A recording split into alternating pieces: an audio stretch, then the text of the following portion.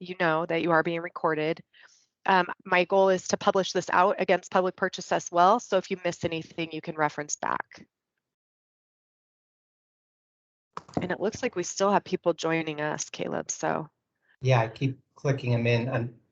If there's anybody who knows the San Juan Ridge Family Resource Center and can ping them directly, something's wrong with their connection. They're not able to come in, but if you can reach out to them, that'd be great. Yeah, or maybe if they can call in on the number, that'd be great too. Okay, so I'm going to go back to this document.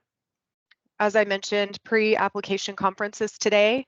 The submittal deadline for applications is September the 10th. So you have roughly a month to kind of put your head around everything we talk about today, get your applications in order, and get them submitted.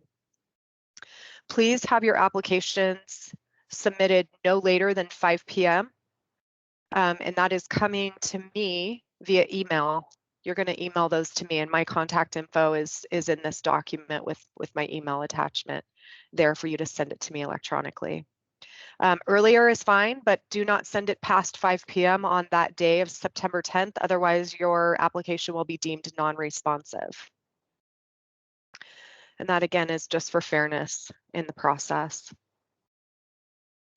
In the document, these are all hyperlinked, so you can just kind of click and bounce around to where you need to go within the document, but I'm going to drive so we don't miss anything. Attachments to this is a line item budget template, and I'll go over that briefly with you as well. That budget template does need to also be submitted with your application. And then we were also intending to issue a grant award recipient agreement. That is something that we're working to finalize. So that grant award recipient agreement sample will be attached with the addenda that we release. So you're going to want to look at that, because that is essentially your agreement with the county if you are selected as a recipient of this grant funding. It's essentially a contract, if you will. So make sure, like I said, you look for that. I'm going to skip over this section because Caleb's going to go over all of this good stuff with you. Please don't get sick while I drive. Let me just get down here a little bit in the document. Here is my contact information. As mentioned, you can send me an email. You can also ask questions directly on public purchase. If you ask it directly on public purchase, everybody that's downloaded the documents will also see the same information. So my preference is that you ask it directly on public purchase. But if you need to send it to me directly, you can. Tentative schedule for this is submittal deadline, as I mentioned, September the 10th. And then after we receive all of your applications, the next step in the process is for us to evaluate all of the applications that we receive. This is a very tight timeline for us under the anticipation that we will receive many of applications.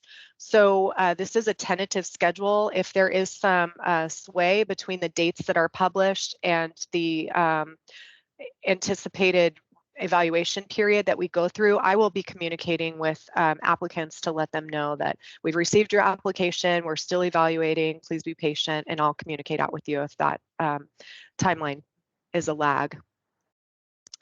Please make sure that you earmark the date for September the 22nd. This is a hold for the whole day for any applicants that are requested to come forward to interview with us. I know it's a lot to ask for you to block off time for the whole entire day, but it is a definite juggling act for us to coordinate many of interviews if we need to interview many people. So not sure what your time slot will be for that day, but please block that whole day of the 22nd. We anticipate going to the board for this on October the 12th for approval to award the grants to all of the recipients that are selected. So we will notify those recipients on October the 6th and then take the item before the board for approval on October the 12th. And again, that timeline is super tight, pending amount of applications that we receive, and there could be a lag in that. Again, I will keep you updated if things change, but we are really trying to keep our boots to the ground and on pace to get it to the board for October 12th. I'm not going to go over eligible applicants. I'm going to leave that to Caleb to talk about as well. Don't get sick while I drive again. Just want to point attention to this section 8. The application submittal instructions. Again, we are asking for you to send in one electronic copy. It can be a PDF as a preference of your actual application, and you can email it directly to my email address. Please, again, do not send it later than 5 p.m. on September the 10th. It needs to be to me before 5 p.m. on September 10th.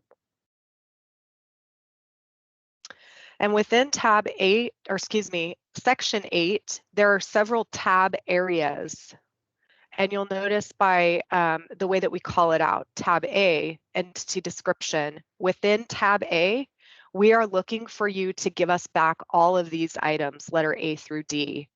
Tell us about your entity, provide names of the people responsible, describe employees, and so forth. So that process is the same for all of the tab sections as you go through section 8. Please make sure that you give us back everything that we're asking for within each tab section. This is how you will be scored upon review of your application, and I'll go over that scoring criteria here in a minute. But I just want to make sure that you're reading each section thoroughly and giving us exactly what we're asking for within that tab section. As you could imagine, we're anticipating many applications, so this is helping us to streamline the evaluation process. And consistency is key amongst all applications. There are tab A through G that you need to give us back. And there is the tab G section is specific to your financial documents. One very important note for your financial documents, please make sure that you tag all of those pages as confidential if you want to maintain confidentiality of your financial records. As a government entity, everything we do is transparent and accessible to public records requests. So if you want your financials to be held confidential, please put a watermark across it, put a red blurb at the bottom, and please don't just do it on, the title page that says this is confidential. Do it on every single page. Super helpful for me to be able to redact and not have questions about, well, is this confidential or is this not? Because I can't make that call. If it's submitted without confidential requests from you as the agency, then it is open for public records. And I shouldn't just say that about financial, I should say that about anything that you submit in your RFA, in your application. Specifically financial records. The next section I wanted to point attention to is the evaluation criteria. As I mentioned for section 8 above, if you are filling out your section 8 tabs in accordance with what we're asking for, down below here in section 9 is exactly how many points you will be scored upon with those sections in section 8. So for instance, COVID impacts, what does that look like for your agency? That's tab B. We're going to be looking at how your agency was impacted by COVID. And that section specifically is worth 20 points and so on through this list of evaluation criteria. This is, excuse me, let me back up here for a second. This criteria is specifically for the written proposals for your actual application. That is what we're going to be evaluating you on the first pass. If you are requested to come to formal interviews on the 22nd of September, this below criteria is what we're going to be asking and looking for, and that's what you will be scored on. There's nothing written for you to give us now with your application. This is going to be an interactive interview process where we will score you based on these 3 items. And that section's worth 100 points, where the written criteria is worth 150 points. And then just wanted to let you know the selection procedure, the way that the county operates is that we have comprised a panel of evaluation members who are members of our county, of our community, Some work for other local jurisdictions.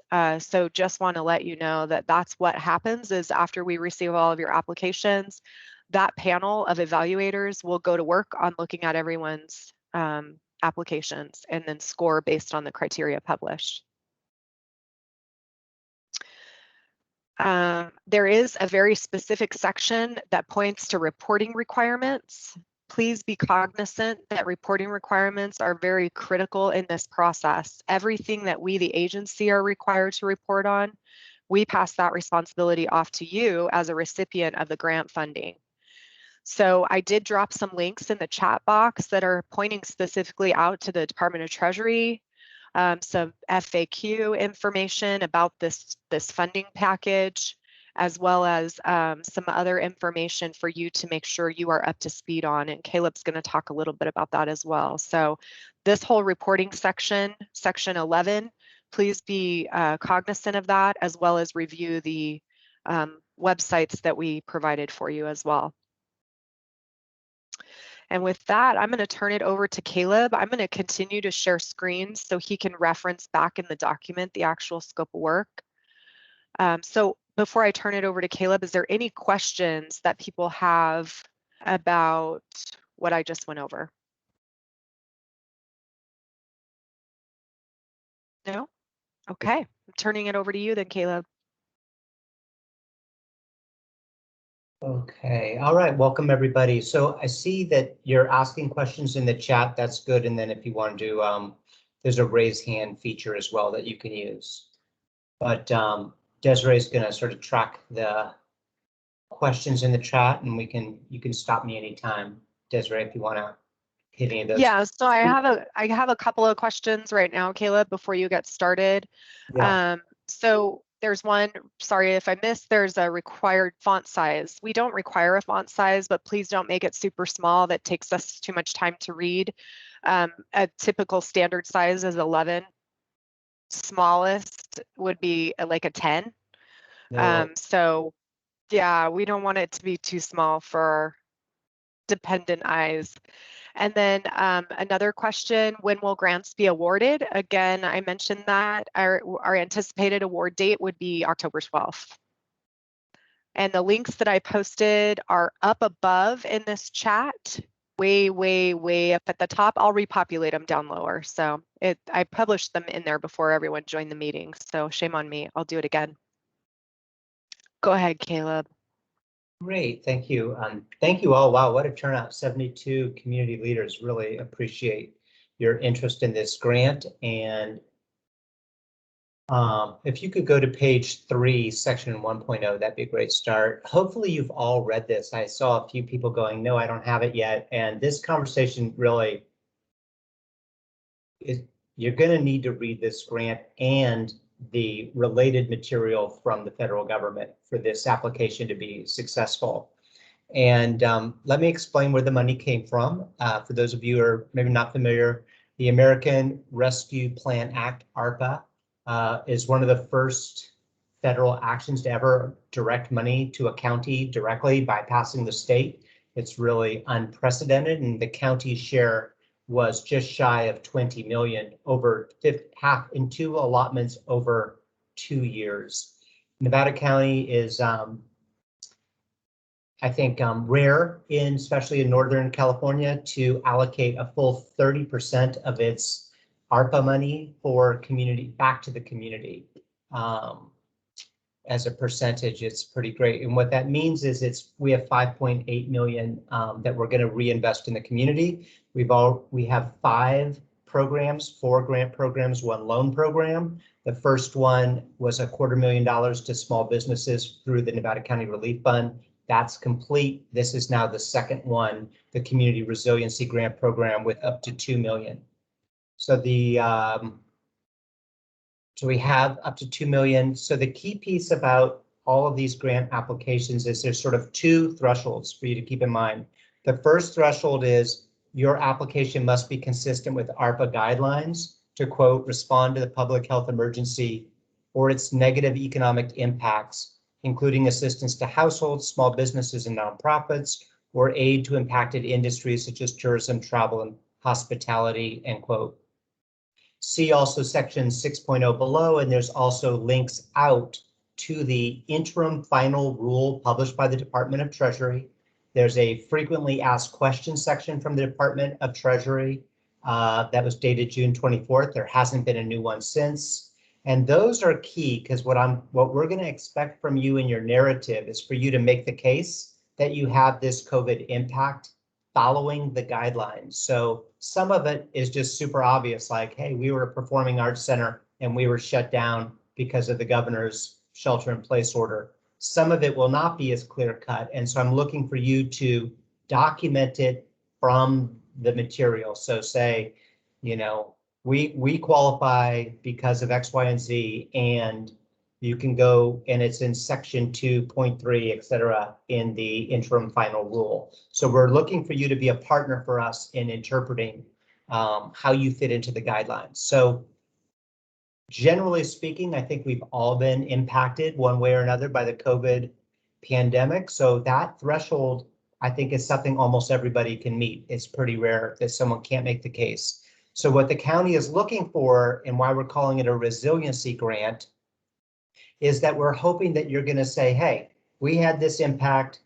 We're going to mitigate this impact or respond to it, but we're going to do it in such a way that we're stronger than ever. We're going to be able to be more resilient in the future, or we're going to fully recover, et cetera. Now, you can purely apply for just relief and go, you know what, we got clobbered, we lost all this money, we need to just make us whole again. And that's totally eligible.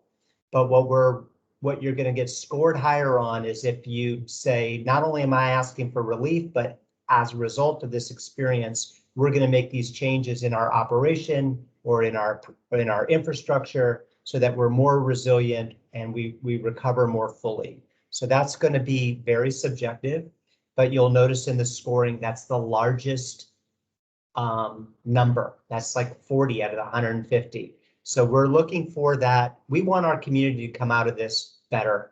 And we know this isn't the end, right? COVID's not over. Wildfires are happening. As a community, we have to build increase our resiliency in every way we can. And we're kind of hoping you can do that. We're also looking for this idea, and I don't think I've articulated that much in the document, but leverage. These funds really should be leveraged. So if you have a $100,000 impact and you ask for $100,000, that's one thing. But if you say, we got this vision to do, build a whole new center, and it's going to be a $10 million project, but we really need some money to do the initial study or the environmental study or the program design, because, the county's money is now is going to leverage what hopefully will be a bigger and better program or project. So that's also something we're going to be excited to see. If you could scroll down just a few more paragraphs, that would be great. Stop there. One of the things that we all saw as a community is that the pandemic really impacted our civic life, right? And so many of our nonprofits are about bringing people together, serving people, from your center, senior centers, Granges, community centers, art centers. There's a lot of places where people come together, and that's what makes our community, and those places just were quiet. And so we're really looking to help those groups get back on their feet, because we know that for many of you, you have a space that you were trying to rent. That was one of your income streams that was denied. You are hosting big events, and those events were canceled. So we're very cognizant that our community centers, broadly defined, really struggled during the pandemic. At the same time, we understand that a lot of you provide programs to the community, and you don't necessarily have a brick and mortar, place where people gather. We want to make sure that you understand that's fine. You don't need to have a publicly accessible location, but you do need to be really clear about how you serve the community.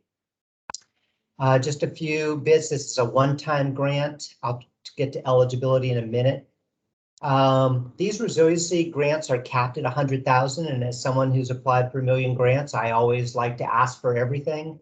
I would really encourage that you not do that, because we're going to get inundated. We're going to have to make cuts. Tell us what you really need, or if you ask for 100,000, communicate in there some of your priorities, because we're not going to be able to give everybody everything if just based on this call of 72 organizations. It's just going to go really fast. So much more interested in saying, hey, you know what, this 20 grand is something that's going to make a big difference and allow us to do even more. So, you know, pick an amount that's the right size for you, but please don't ask for more than 100. We're not going to consider that. One thing that's nice about this ARPA money, as opposed to the coronavirus relief funds that came last fall, is we had like 4 months to get it out the door and spend it. For those of you who either applied or got that money, you know that that was crazy making. This time we have a lot more time. We have until 2024. So you can ask for money that covers costs between March 3rd of this year through December 31st, 2024. You can also ask to to address harms that you experienced prior to March 3rd, 2021, which is really that last year of the pandemic. If you could scroll down a little further, please.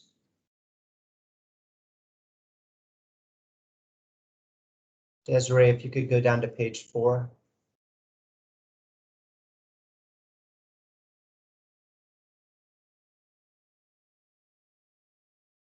All right, eligible applicants, nonprofits. You know, we'd written in here 501c3s and 501c6s because the C6s that asked to be included. We're going to include any nonprofit. If you are federally recognized by the IRS as a nonprofit and you're a 4, a 6, or 7, or what have you, that's what we need is your IRS, you know, proof. We're not going to distinguish between these different types of nonprofits. Businesses, similarly, by the way, all of these nonprofits businesses need to be based in Nevada County. There have been some questions about that. We'll clarify it in the addenda. I think I had written serving Nevada County, but actually you need to be physically located in Nevada County. And then we're welcoming applications from special purpose districts as well in fire, water, sewer, parks, rec, education, etc. So if you're a legal public purpose district, you may also apply. We really, you know, love all of our big successful nonprofits who are doing amazing work, but we also recognize that there are a lot of you who are volunteer executive directors with volunteer boards, and you're doing amazing work. You're trying to keep the roof on your Grange or your community center. So we wanted to make sure you get technical assistance. So we're partnering with the Sierra Business Council. They have a small business development center that will provide technical assistance to you to help you navigate this application process. And should you win the award, because we understand reporting requirements can be challenging as well, we've enlisted them to participate in helping you with that as well. So their email and phone is here. Can we go to section 5, please? Sorry, I was muted. Real quick before we go on, I had a couple of questions that came in. Yeah. One was regarding if there will be an application provided, or do they create their own document? The intention is for you to create your own document and just, you know, note tab A, boom, here's all the information that goes with it. Tab B, here's all the information, and so on. There was also a question about disbursement of funds. Wanted to know if they will be dispersed annually or will receive all funds at once. It's anticipated to be dispersed all at once. And there was another question about when would checks be received. It's anticipated that we do board approval on October 12th. Typically, it takes us another couple of weeks to actually disperse funds. So by the end of October, I would estimate that you would have a check in hand if you are awarded. Yeah, that's under ideal. You know, we have to have the contract signed. We have to have all your insurance requirements. Generally, not to disagree with Des, but you know, it's about 30 days after your application is complete. So if there's some back and forth to get all your insurance documents or all the other things that are required, that's kind of that communication. And then, yeah, but we don't want to sit on it. We have the money, we're ready to get it out. Agreed. And we do hustle. We try and work with the recipients as quickly as possible to make sure that we can get as many documents in alignment before we take it to the board. So between October 6th and October 12th, we'll be in close communications with you and pounding on your door to please get documents in and all that stuff. So we're not waiting on anything. Once they approve, we can keep moving forward. There is a question also that came in. Can you post a sample app from the first round if that is a similar application? This is exactly the same application process. I can share with you one that has redacted information, just so you kind of have your ideas around what it's going to look like.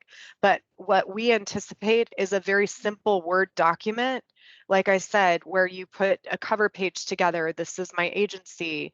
And then you start to go through your tab sections. Tab A, and here's all the information. Tab B, here's all the information. So it doesn't need to be complicated, but it does need to be in alignment with the requirements of the submittal section 8. Okay, Caleb, I'm going to pass it back to you. All right, thank you. And then to the person who asked about the font size and margin size, keep it conventional, 11 to 12 points, nice 1-inch margins. Don't make it painful for us to read it. Brevity will be rewarded. Be succinct. Yes. Get someone to read your writing. It's always unfortunate to see people who have good projects not get funded, and part of that is they're not well written. They don't communicate well, and it's just, you know, people have different levels of skill with that. Get help. If you're not a strong writer, get some assistance. Use your colleagues and others to do it. But answer the question, be succinct. Keep in mind that many of the reviewers are volunteers, and respect their time. You know, we all appreciate that. So funding, yeah, let's talk about funding real quick. Section 5.0 for those of you who are listening.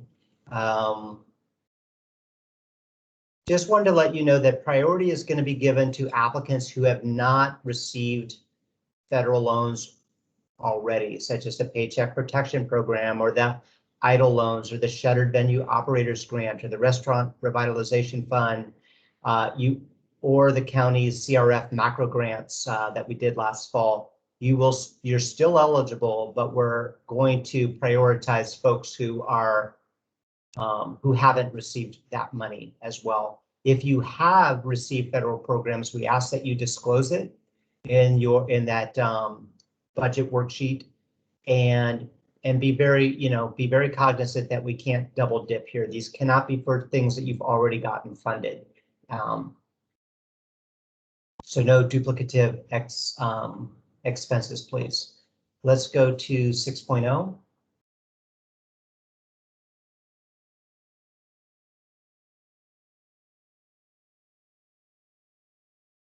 So if you could, yeah, there you go. So this is definitely for me the most challenging part of the application, and I've started to feel like a like a rabbinical scholar trying to read these interim final rules and all the frequently asked questions. And if we do get more frequently asked questions, we will do it through the Addenda, which is another reason for you to sign up with public purchase to get all this information.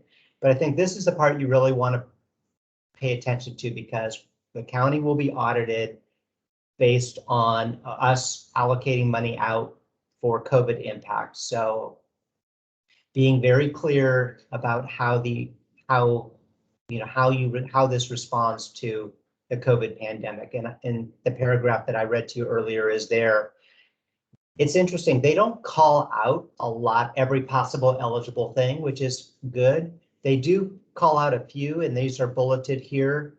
For example, the type of uses, perhaps your nonprofit or group does assistance to unemployed workers, including job training, assistance to households, including cash assistance programs, assistance to small business and nonprofits, including loans, grants, in-kind assistance, technical assistance, or other services, aid to impacted industries. Those are tourism, travel, and hospitality are the ones that are called out.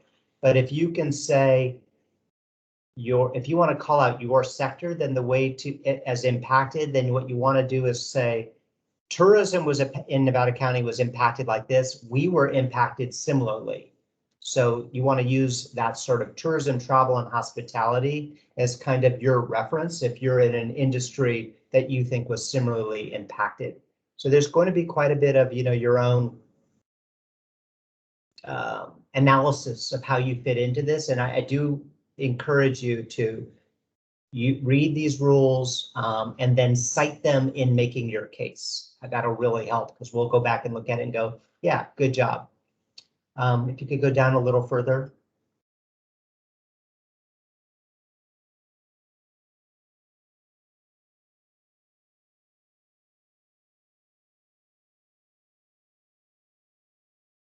You want me to keep going, Caleb? Maybe go back up a little to, yeah, there you are. That's perfect. Assessing. So yeah, some of the language is pretty good in the COVID guideline or in the ARPA guidelines.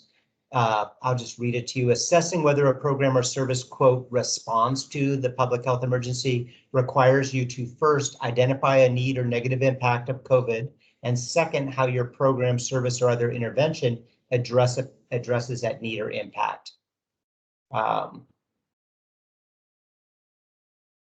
And then the responses must be related and reasonably proportional to the extent and type of harm experiences. Uses that bear no relation or are grossly disproportionate to the type or extent of harm would not be an eligible use.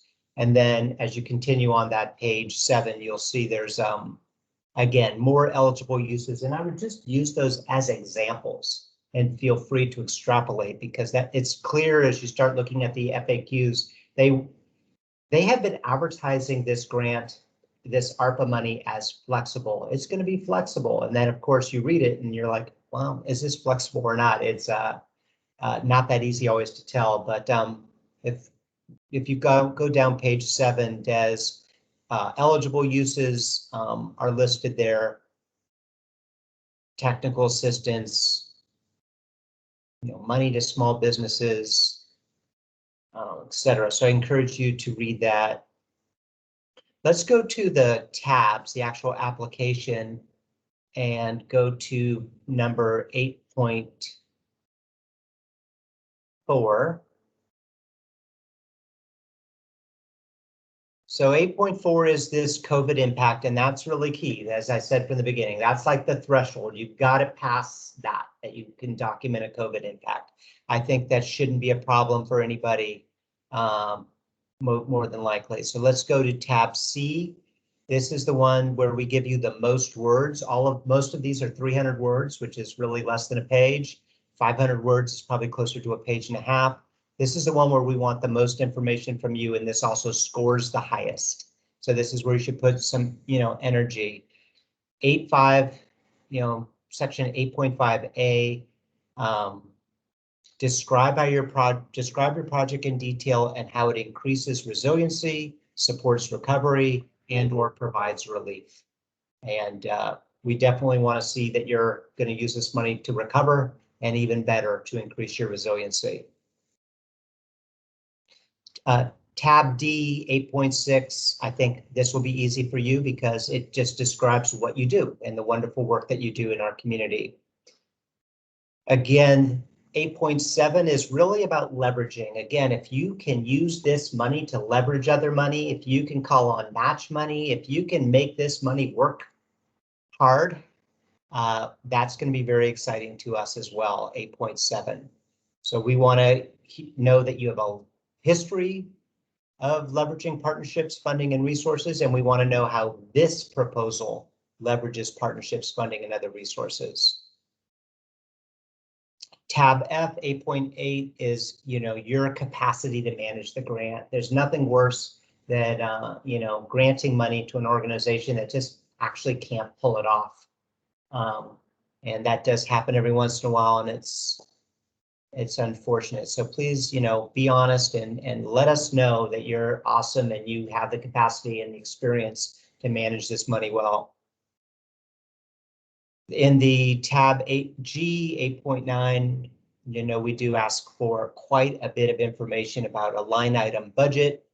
We want to know if you've gotten money elsewhere. We want to know about your timeline. And then we do ask in F That's for those listening, 8.9F. These documents in particular, if you don't want your tax returns, P&Ls, balance sheets, 990s, et cetera, subject to a public records request, then please mark confidential on each page, as Des mentioned. And then I think Des covered the evaluation criteria, the scoring. Again, as I mentioned, your description of how you're going to recover, be more resilient, is almost double every other category. It's 40 points. This is section 9.0 compared to 20 or 25 for all the rest. And Des, I think that's it. Okay, awesome. We do have a couple of questions that came in relevant to the scope. First, do we need to report on all of the money we have received? For example, this page doesn't mention state funding, mainly federal funding. If it's state COVID money, sure. Yes, please. And next question is, I'm curious why loans affect priorities, since a loan are funds that need to be repaid. You know, let us know which loans you got and whether you are repaying them. A number of these loans have been forgiven, which basically made them grants. Again, we're not looking to discriminate, you know, here. You're going to be eligible, but there are plenty of smaller organizations that just didn't have either the capacity or the wherewithal to, you know, get a lot of those grants. And so this is one way that we can use this federal money locally, where we can make, you know, really help out some of our smaller organizations as well. And I think that answers the next question. Why are those who receive PPP loans not prioritized when those loans cover a prior time period from these funds? I think that just covered it.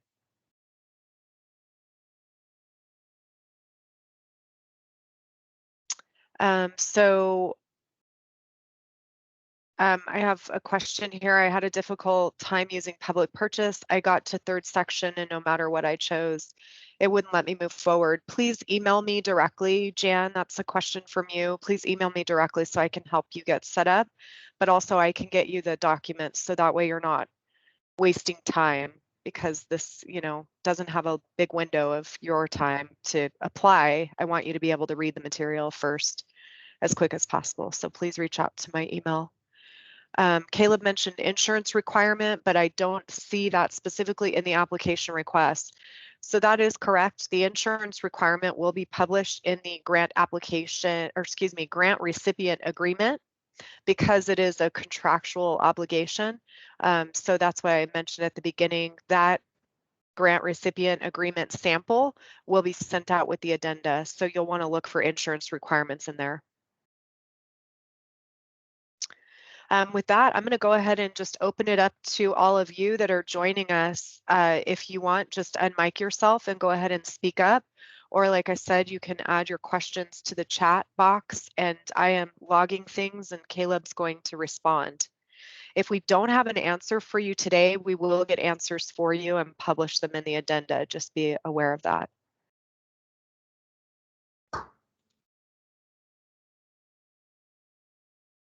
Or feel free to continue to use the chat and we'll answer the questions as they pop up. Yeah.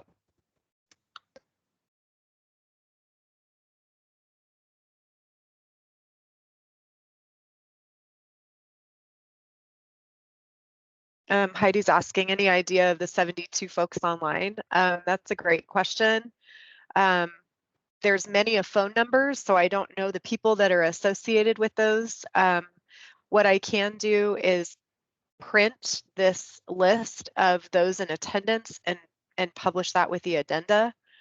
But just know that it's many people. And most oftentimes when people join us, it's usually just their names. Doesn't necessarily show the name of the organization that they're affiliated with.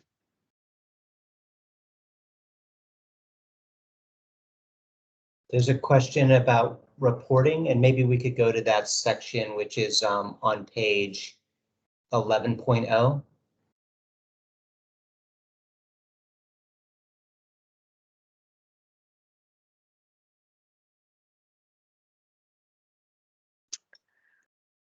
So Okay. the first report will be, if you look at 11.3B, the first, or I guess 11.3, the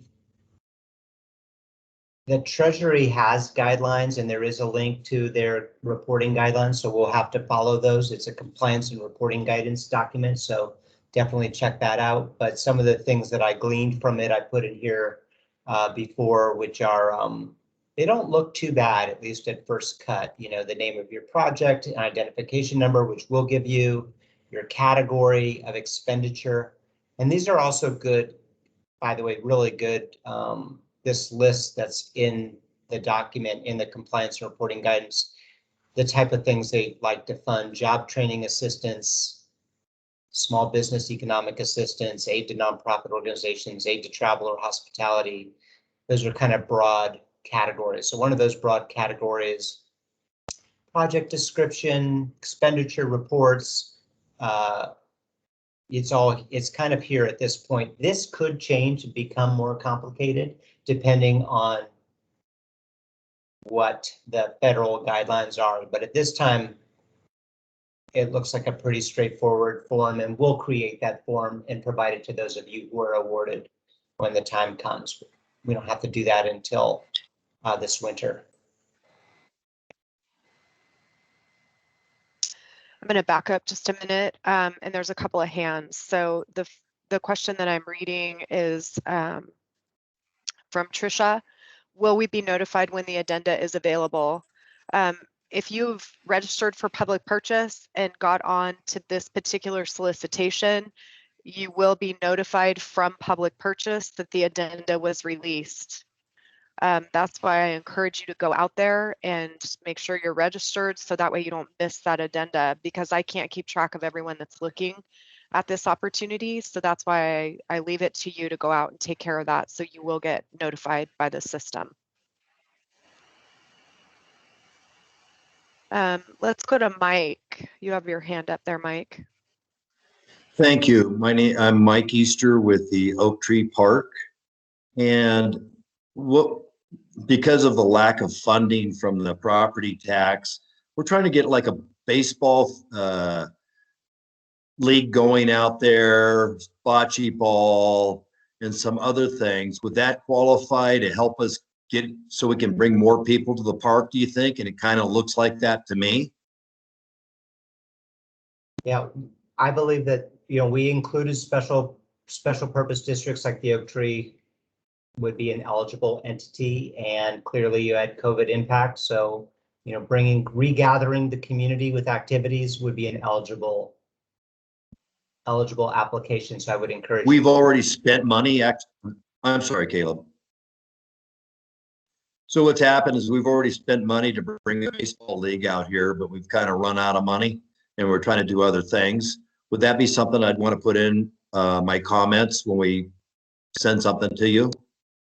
Yeah, I mean, when you have time, just work with the application, but it does invite you to tell your story. You know, how are you impacted? What are you trying to do? That's all there for you to complete. That sounds great. I'm really looking forward to working with you folks. All right, thank you. Let's go to Lisa. Lisa, you have your hand up also.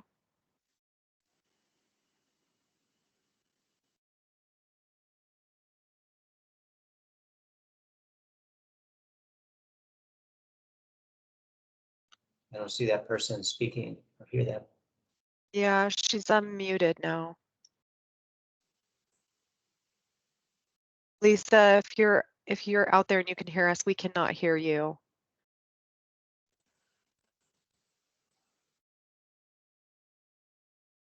Okay, I'm going to go back to the chat. Lisa, if you can figure out what's going on with your sound, you can just go ahead and speak up when you get access. All right. In the meantime, let's answer some of these other questions. Yeah, there was a question, where will the reports be sent to? It will be defined in your grant recipient agreement where those reports will be sent to. Typically, they will go back to the CEO's office, because the CEO is responsible for maintaining, gathering, and keeping track of all of the reports received on behalf of the county, as well as the recipients. That'll all be spelled out in the sample. Okay. Did we miss any here? Yeah, I'm looking at one from Marty. Some of the examples of funding requests are project orientated. It's operational fund, not a qualified expense, such as PPE funding targeted for organizations that have had several revenue impacts due to COVID. So Marty, we're definitely welcoming money for programs as well as projects. There's no bias there. That's ideas, community serving institutions and community serving programs. So we're definitely interested in the community benefit and the community service you provide and how your service was impacted by COVID and how you plan to, be able to go back to providing that service in a way that's even, stronger, more resilient than ever before. So we absolutely, we're here to fix your roof, but we're also here to help you expand your program with these funds. Should we go down to Karen? Yeah, there was also another question about the last round. The CRF funding was geared more towards larger organizations with heavy weight on the scale of economic impact, and that in your earlier comments you suggested that these grants may be appropriate for smaller organizations. As a small organization with limited resource, we have thoughtful in the grants we apply for. Do you believe that you will be making many smaller grants with this grant cycle? Yeah, absolutely. If anything, that's really who we're trying to get the word out to. And so, while there's still time, even getting the outreach further, if you can help with that. The smaller organizations have the least capacity even to get an email or to find out what's going on. So, let's raise all boats and help one another. But absolutely, the macro grant program that we ran last fall was for anchor institutions. It was economic development. It was like, the groups that got funded were like Center for the Arts in Grass Valley, right? They bring people to the restaurants. They support the arts. There's just a whole ripple effect to the economy that we asked that applicants for that grant demonstrate, which they were able to do, obviously. This is not the case here. This is about getting you back in action. This is about getting you back to serve your constituents, whether they're farmers or veterans or kids or the community, that lives in your little town. So this is definitely meant to be, small as relative. But yeah, we want to get the money out into the community where it can do the most good. And especially for folks who got really set back during COVID. Another question, if you've applied for but not received federal grant, do you want to know? If you've applied for it. No, I think we just want to know what you've gotten. Okay. Would partnerships of several qualified nonprofits be more favorable, or should they apply separately? That's up to you, whatever you think is a strong application. Okay.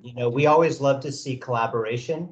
And again, I think if you're leveraging, if somehow by coming together, you're going to be able to do even more, that, the county money is going to be leveraged further.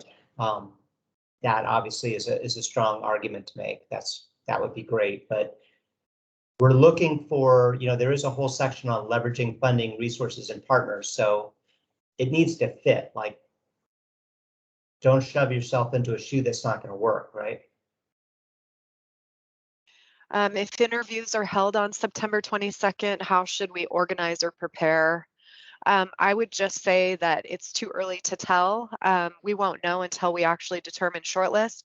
And one thing I will mention is we may not actually go to interviews. That's really based upon if we, the county or the evaluation panel, need to dive deeper to narrow the selection pool. So once we get closer to finalizing the evaluations of the written applications, then we will notify those selected to come to interviews as to what that looks like. So just hold tight on that one for a bit.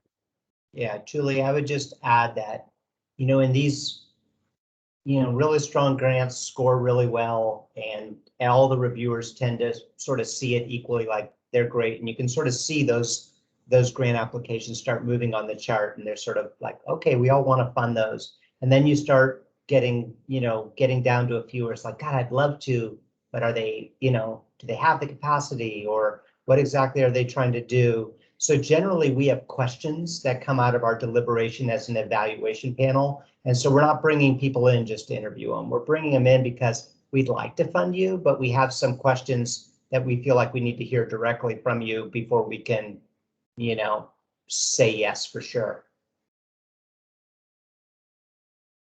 So the interview isn't like we don't want to interview 72 people. We want your paper like to be sufficient. Turn it in, write a great story, document your cases and finances, and let's get the money out to you. We do not have a big track record for managing mini grants, just a few small ones. As an org that files a 990, what would be helpful to show we can manage the funds? Yeah, I think again, tell us the story. If you've gotten grants, whatever size, and how have you managed it? What was your process?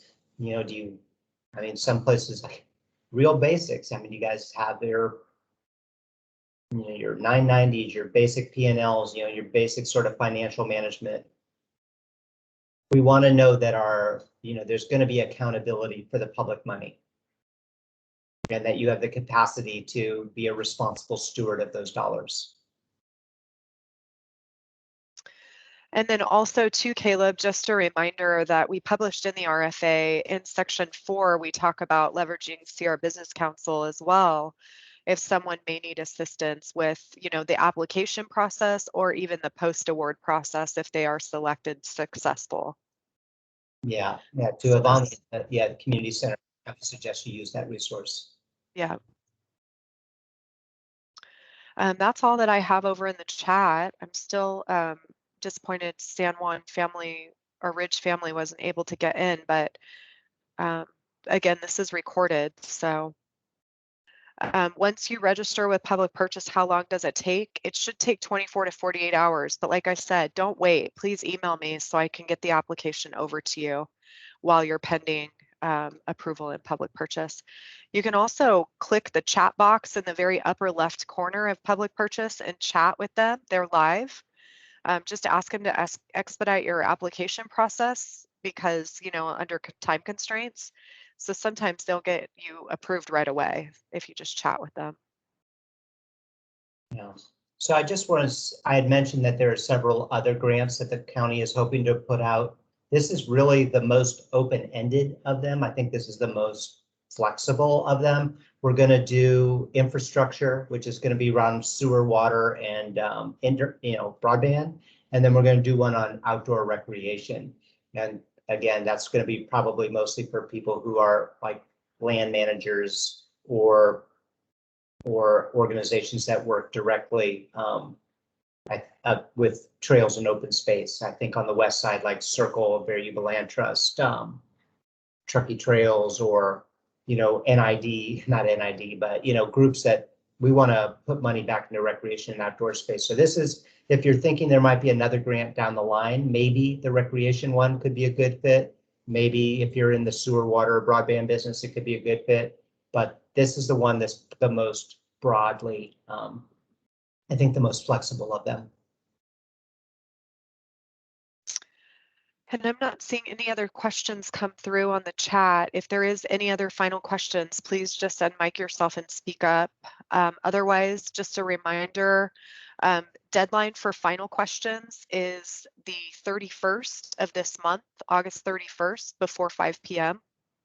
So you can think about all kinds of stuff after we leave here today, and you can either ask a question directly on public purchase, or you can email it to me.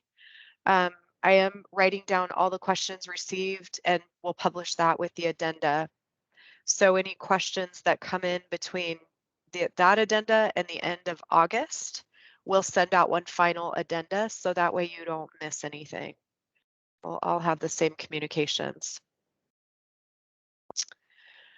Thank you so much for coming. I'm going to turn it over to Caleb for closing statements, and then again, let me know if you have any questions. Yeah, just thank you, Des, and thank all of you for participating today. Hopefully you got your questions answered. If you think of others, as she said, just email them to her. We'll work together to get you good answers quickly. Yeah, we just thank you for what you do in the community. Thank you in advance, because we know that it's been a rough year, and it's not getting any less rough right now. And the Board of Soups want to do what they can with this money to get it back into your hands, so you can really help the community. And just one last takeaway before everyone leaves us, I'm going to drop the document in the chat. I'll drop the actual request for application document in the chat, as well as the budget template. So again, email me if you need it, but I'm going to drop it in here for you as well. Okay, thanks so much, everyone. Have a wonderful day.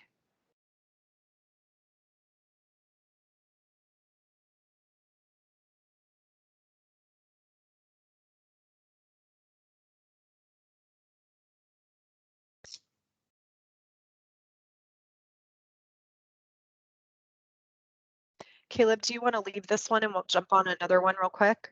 Yeah, you could call me when we're done. Okay, That would be sounds great. good. Thank you. Okay, thanks.